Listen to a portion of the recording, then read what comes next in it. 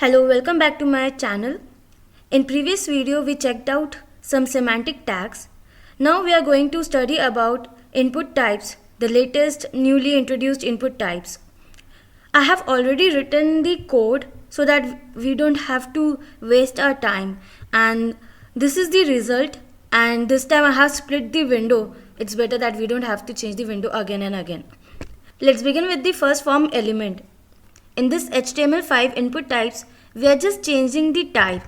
Like in HTML version, I had mentioned about type equals to text and type equals to email.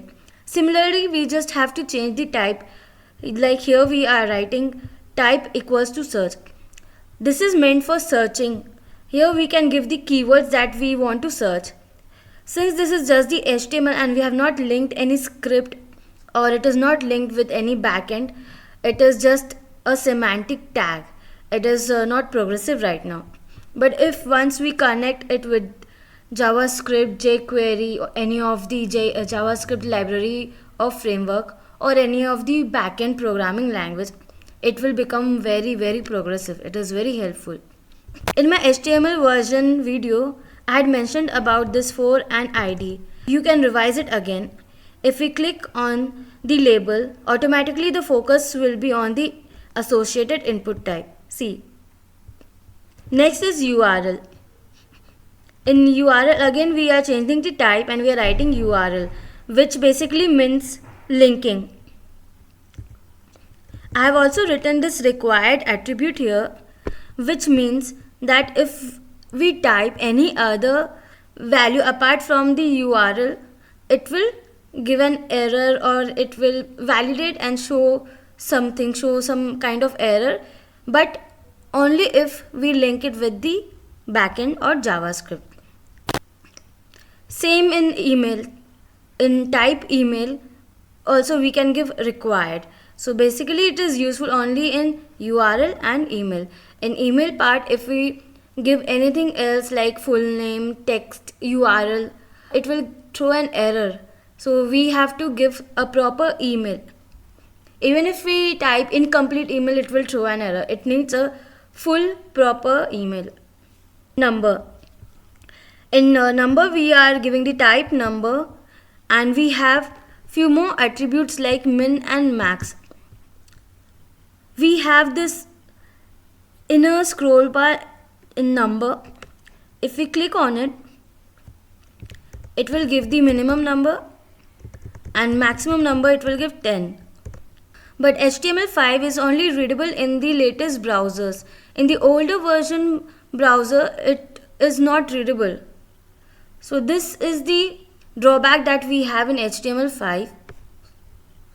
And if we type manually any number, it is not throwing any error, since again, as I said, it is not connected with any of the JavaScript or backend programming language. Next comes range. In range we are giving type range and we have some more attributes like min, max, value. Min means the starting point of range, the slider. Max means the ending point of the slider.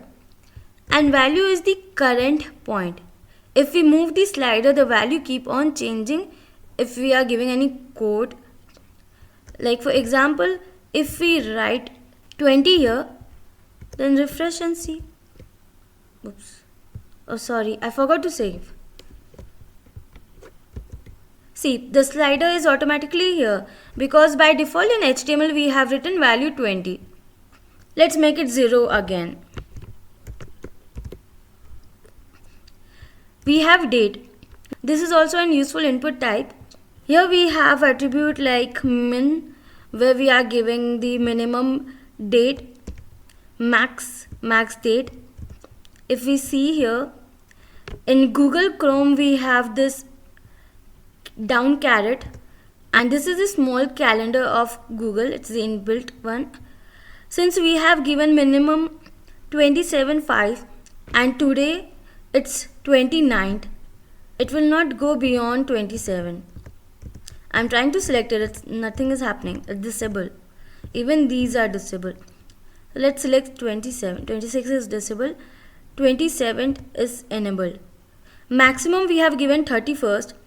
We can select 31st, but we cannot move it to the further arrow. But if we want to see this feature, let's change it to 06 01. Let's save it. See, but we cannot select 2. Again, see, let's select 1. This middle button, if you can see, if we click on it, it will automatically select the current date. See, next comes month. In month we don't have any minimum or maximum attribute, but here we can select this, any month. We can also write something manually.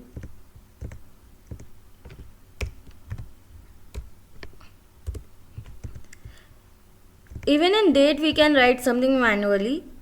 06.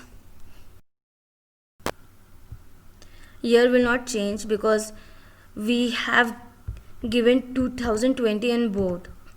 But a month can change because we have changed the month. That's why we have this feature.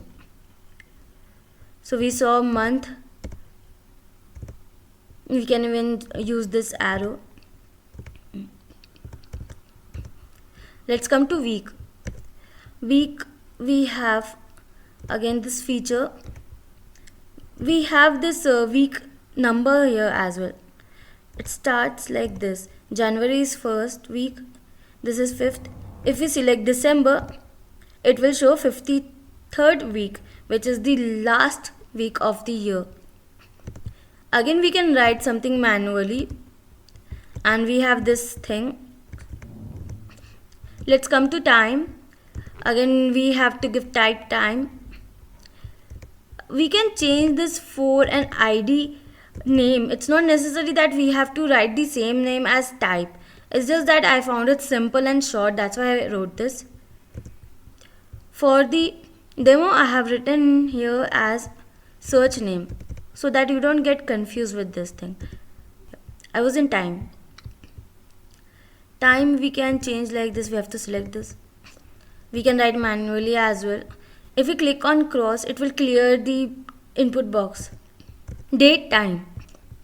Date time is, it looks like a normal input box. We just have to write manually, but the thing works with JavaScript and back-end programming language.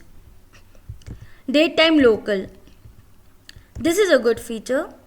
We have all the month and time clubbed. We can select like this, and it is just like time. Color. I've already shown this feature in my previous video, but again I am showing this since it's the input type, and as I was going through all the input types, I just wanted to add this. We can select any color. It is also giving the color code which we can use in CSS. These are all the input types which are available in HTML5. This you will not find it in the previous version, and you cannot even find it in the older browser. That's all for HTML5 input types. Thank you so much. Please like my video, comment something good, or comment if you have any query, and subscribe my channel. I need some subscribers. Thank you.